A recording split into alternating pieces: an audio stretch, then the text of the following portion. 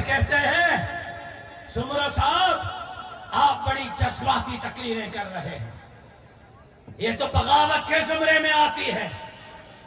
سمرو صاحب آپ کی تقریریں تو غداری کے زمرے میں آتی ہیں۔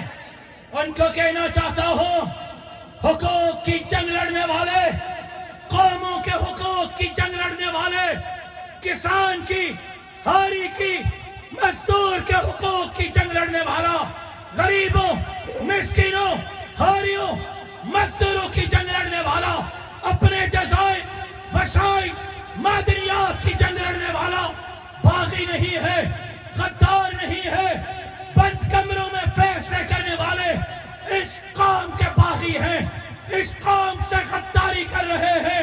ہم پاکستان کو مضبوط دیکھنا چاہتے ہیں، پاکستان کو بام افق پر دیکھنا چاہتے ہیں۔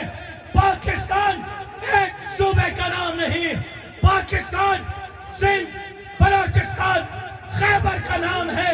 چھوٹے صوبوں کے حقوق چھین کر تم پاکستان سے دشمنی کر رہے ہو، تم پانی چھین کر سندھ سے، بلوچستان سے وسائل چھین کر، خیبر پختونخوا سے معدنیات چھین کر غداری کر رہے ہو، بغاوت کر رہے ہو۔